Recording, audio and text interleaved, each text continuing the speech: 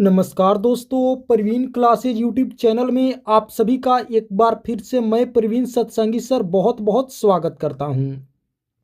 दोस्तों, आज की एक और वीडियो हम लेकर आ गए हैं आरआरबी ग्रुप डी 2026 की परीक्षा के लिए अति महत्वपूर्ण सामान्य ज्ञान और सामान्य विज्ञान के प्रश्नों का। जी हाँ दोस्तों, इस वीडियो में भी हम लोग देखने वाले हैं टॉप मोस्ट इंपॉर्टेंट जीके जिसके प्रश्न जो आगामी रेलवे ग्रुप डी की परीक्षा के लिए बहुत ही महत्वपूर्ण होने वाले हैं। तो आप सभी से एक रिक्वेस्ट करूंगा कि इस वीडियो को आप लोग अंत तक जरूर देखें, एक एक प्रश्न को अच्छे से समझें और याद करें। तो चलिए दोस्तों, चैनल पर आप लोग पहली बार विजिट किए हैं तो चैनल को सब्सक्राइब कर लीजिए और वीडियो को एक लाइक करके आप लोग क्लास में अंत तक बने रहिए। चलिए वीडियो को शुरू करते हैं। पहला प्रश्न है, संसद द्वारा महाभियोग की प्रक्रिया से किसे नहीं हटाया जा सकता है। दोस्तों, जैसा कि आप सभी को पता होगा, नहीं पता है तो आप लोग याद रखेंगे कि जो महाभियोग की प्रक्रिया होती है ये संसद के द्वारा होती है। संसद के द्वारा इस प्रक्रिया को दोस्तों क्या किया जाता है, महाभियोग की प्रक्रिया लाया जाता है। तो बतानी है कि इस प्रक्रिया के माध्यम से किन्हें नहीं हटाया जा सकता है उनके पद से। तो आप लोग याद रखेंगे प्रधानमंत्री को। ऑप्शन ए हमारा क्या हो जाएगा, बिल्कुल सही उत्तर होगा। संसद के द्वारा महाभियोग की प्रक्रिया से दोस्तों प्रधानमंत्री को उनके पद से नहीं हटाया जा सकता है। आप सभी याद रखेंगे, आप लोग इसका सही उत्तर याद रखेंगे। ऑप्शन ए, प्रधानमंत्री को नहीं हटाया जा सकता है। चलिए आगे बढ़ते हैं। अगला प्रश्न है, महात्मा बुद्ध को बोध गया में किस नदी के किनारे ज्ञान प्राप्त हुआ था। दोस्तों, बतानी है कि महात्मा बुद्ध को बोध गया में किस नदी के किनारे ज्ञान प्राप्त हुआ था। तो आप लोग याद रखेंगे निरंजना नदी। जी हाँ दोस्तों, ऑप्शन सी हमारा क्या हो जाएगा, बिल्कुल सही उत्तर होगा। भगवान बुद्ध को दोस्तों बोध गया में निरंजना नदी के किनारे क्या हुआ था, ज्ञान प्राप्त हुआ था। आप लोग याद रखेंगे ऑप्शन सी, निरंजना नदी। चलिए आगे बढ़ते हैं, अगला प्रश्न देखते हैं। अगला प्रश्न है, वीवीपैट से क्या अभिप्राय है। दोस्तों, बतानी है कि वीवीपैट जो कि आज के समय में चुनाव में प्रयोग किया जाता है, वीवीपैट का ईवीएम के साथ दोस्तों यह जुड़ा हुआ होता है। तो बतानी है कि इसका पूरा नाम क्या होता है। तो आप लोग याद रखेंगे इसका सही उत्तर होगा voter verified paper audit trial, यानी कि ऑप्शन हमारा क्या हो जाएगा, बिल्कुल सही उत्तर होगा। वीवीपैट इसका क्या मतलब होता है, पूरा नाम क्या होता है, तो voter verified paper audit trial. आप लोग याद रखेंगे ईवीएम के साथ दोस्तों जुड़ा हुआ होता है वीवीपैट। ऑप्शन हमारा क्या हो जाएगा, बिल्कुल सही उत्तर होगा। चलिए आप लोग कमेंट करके बताइए दोस्तों कि ईवीएम का पूरा नाम क्या होता है। ईवीएम इसका आप लोग फुल फॉर्म कमेंट बॉक्स में लिखेंगे, ईवीएम का पूरा नाम क्या होता है। तो चलिए अब आगे बढ़ते हैं। अगला प्रश्न है, इनमें से कौन सा मुगल कालीन नृत्य वर्तमान में अस्तित्व में है। दोस्तों, बताने है कि इनमें से कौन सा मुगल कालीन जो नृत्य था वो वर्तमान में भी है, अस्तित्व में है। तो आप लोग याद रखेंगे कथक। ऑप्शन डी हमारा क्या हो जाएगा, बिल्कुल सही उत्तर होगा। दोस्तों, कथक क्या है, एक मुगल कालीन नृत्य है जो बिल्कुल वर्तमान में भी अस्तित्व में है। और किस राज्य का लोक नृत्य है, तो आप लोग याद रखेंगे, आप सभी को पता भी होगा, केरल राज्य का है दोस्तों कथक। आप लोग याद रखेंगे मुगल कालीन नृत्य है और वर्तमान में क्या है दोस्तों, अस्तित्व में है। तो ऑप्शन डी हमारा क्या हो जाएगा, बिल्कुल सही उत्तर होगा। चलिए आगे बढ़ते हैं। अगला प्रश्न है, 1946 ईस्वी में संविधान सभा की बैठक किसकी अध्यक्षता में हुई थी। बिल्कुल दोस्तों, संविधान सभा की बैठक 1946 ईस्वी में हुई थी। तो बताने है कि किनकी अध्यक्षता में, तो आप लोग याद रखेंगे doctor Rajendra Prasad. Option B हमारा क्या हो जाएगा, बिल्कुल सही उत्तर होगा। 1946 ईस्वी में संविधान सभा की बैठक में दोस्तों डॉक्टर राजेंद्र प्रसाद की अध्यक्षता में संविधान सभा की बैठक हुई थी। ऑप्शन बी हमारा क्या हो जाएगा, बिल्कुल सही उत्तर होगा, डॉक्टर राजेंद्र प्रसाद। आप सभी को दोस्तों बता दें कि डॉक्टर राजेंद्र प्रसाद संविधान सभा के अस्थाई अध्यक्ष थे। क्या थे, अस्थाई थे, यानी कि परमानेंट थे दोस्तों। और वही बात करें डॉक्टर सच्चिदानंद सिन्हा की, तो डॉक्टर सच्चिदानंद सिन्हा अस्थाई अध्यक्ष थे। ये दोनों लोग अध्यक्ष थे, संविधान सभा के अध्यक्ष थे, लेकिन डॉक्टर सच्चिदानंद सिन्हा अस्थाई थे और डॉक्टर राजेंद्र प्रसाद अस्थाई अध्यक्ष थे। और इन्हीं के दोस्तों अध्यक्षता में 1946 ईस्वी में संविधान सभा की बैठक हुई थी। तो ऑप्शन भी हमारा क्या हो जाएगा, बिल्कुल सही उत्तर हो जाएगा इस प्रश्न का उत्तर। चलिए आगे बढ़ते हैं। अगला प्रश्न है, सत्याग्रह सभा की स्थापना किसने की थी?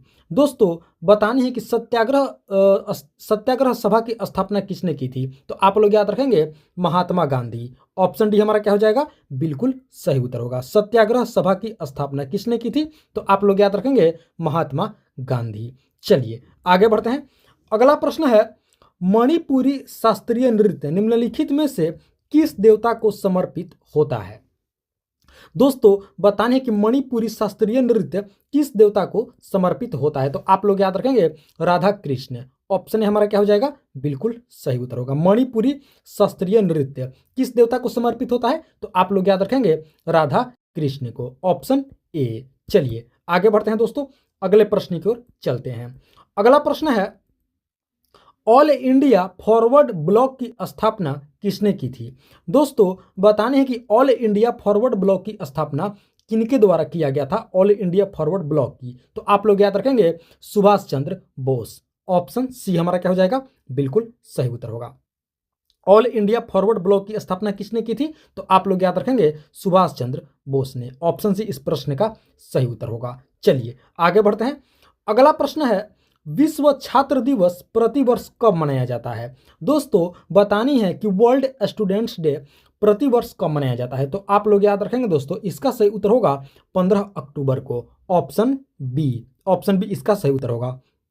विश्व छात्र दिवस प्रतिवर्ष कब मनाया जाता है? तो आप लोग याद रखेंगे 15 अक्टूबर को, डॉक्टर एपीजे अब्दुल कलाम के जन्म दिवस पर दोस्तों। जी हाँ, आप सभी याद रखेंगे एपीजे अब्दुल कलाम के जन्मदिन पर दोस्तों 15 अक्टूबर को प्रतिवर्ष विश्व छात्र दिवस मनाया जाता है। तो ऑप्शन भी हमारा क्या हो जाएगा? बिल्कुल सही उत्तर हो जाएगा इस प्रश्न का। चलिए आगे बढ़ते हैं। अगला प्रश्न है, चाय के पौधों में लाल कीट रोग किसके द्वारा होता है? दोस्तों बताने हैं कि चाय के पौधों में लाल कीट नामक एक रोग होता है। तो बताने हैं कि इस रोग का क्या कारण है? तो आप लोग याद रखेंगे हरे शैवाल।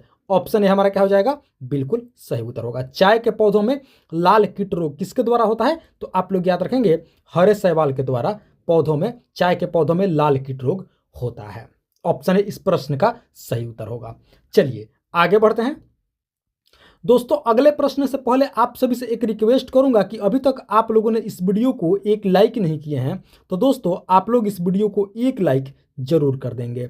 साथ ही साथ परवीन क्लासेज यूट्यूब चैनल पर आप लोग पहली बार विजिट किए हैं तो दोस्तों इस चैनल को भी आप लोग जरूर सब्सक्राइब करेंगे, इसी तरह का महत्वपूर्ण व जेन्युइन प्रश्नावली वीडियो प्रतिदिन देखने के लिए। जी हाँ दोस्तों, जेन्युइन से मेरा कहने का मतलब यह है कि आप लोग वही प्रश्नावली वीडियो इस चैनल पर आप लोग देखेंगे जो कि दोस्तों एकदम एग्जाम ओरिएंटेड होंगे और परीक्षा से संबंधित होगा। फालतू वीडियो आप लोगों को देखने को नहीं मिलेगा, सारा वीडियो महत्वपूर्ण होगा सभी परीक्षा के पॉइंट ऑफ व्यू से। तो आप लोग हमारे चैनल को सब्सक्राइब करेंगे, वीडियो में आप लोग अंत तक जरूर बने रहेंगे। आगे दोस्तों और भी बहुत ही महत्वपूर्ण प्रश्न होने वाले हैं इसी वीडियो में। तो चलिए अब आगे बढ़ते हैं। अगला प्रश्न है दोस्तों, किसी वस्तु की गतिज और ऊर्जा और स्थितिज ऊर्जा के योग को क्या कहा जाता है? दोस्तों बहुत महत्वपूर्ण प्रश्न है, इस प्रश्न को आप लोग स्टार मार्क कर लेंगे। बताने है कि किसी वस्तु की गतिज ऊर्जा और स्थितिज ऊर्जा, ये दोनों ऊर्जा के योग को क्या कहा जाता है? तो आप लोग याद रखेंगे यांत्रिक ऊर्जा। ऑप्शन है हमारा क्या हो जाएगा? बिल्कुल सही उत्तर होगा। किसी वस्तु की दोस्तों गतिज ऊर्जा और स्थितिज ऊर्जा के योग को यांत्रिक ऊर्जा कहा जाता है। ऑप्शन है क्या हो जाएगा? बिल्कुल सही उत्तर होगा। चलिए आगे बढ़ते हैं दोस्तों। अगला प्रश्न है, निम्नलिखित में से किसे सूत्रकणिका के नाम से भी जाना जाता है? दोस्तों बताने कि इनमें से किसे सूत्रकणिका के नाम से भी जाना जाता है? तो आप लोग याद रखेंगे माइटोकॉन्ड्रिया को। ऑप्शन बी इसका सही उत्तर होगा। दोस्तों माइटोकॉन्ड्रिया को सूत्रकणिका के नाम से भी जाना जाता है और इसे कोशिका का पावर हाउस भी कहा जाता है। इस पॉइंट को भी आप लोग अच्छे से याद रखेंगे। माइटोकॉन्ड्रिया को कोशिका का पावर हाउस कहा जाता है और सूत्रकणिका के नाम से भी जाना जाता है। तो ऑप्शन बी इस प्रश्न का सही उत्तर होगा। Option B. चलिए दोस्तों आगे बढ़ते हैं। अगला प्रश्न है, मुंडक उपनिषद से लिया गया सत्यमेव जयते को लोकप्रिय बनाने का श्रेय किसे जाता है? बिल्कुल दोस्तों आप सभी को पता होगा कि सत्यमेव जयते इसे दोस्तों मुंडकोपनिषद से लिया गया है। तो बतानी है कि इसे लोकप्रिय बनाने का श्रेय किस महान व्यक्ति को जाता है? तो आप लोग याद रखेंगे पंडित मदन मोहन मालवीय। ऑप्शन डी हमारा क्या हो जाएगा, बिल्कुल सही उत्तर होगा।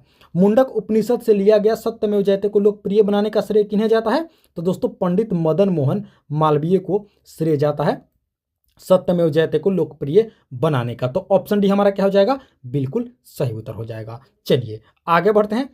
अगला प्रश्न है, स्वतंत्र भारत के प्रथम विदेश मंत्री कौन थे।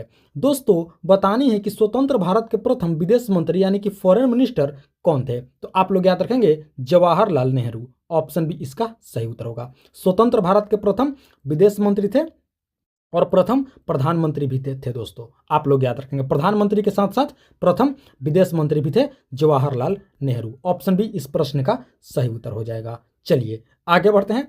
अगला प्रश्न है, इकता प्रथा की शुरुआत किस शासक ने की थी। दोस्तों बताने की इकता प्रथा किस शासक के द्वारा शुरू किया गया यह प्रथा था, तो आप लोग याद रखेंगे इल्तुतमिश।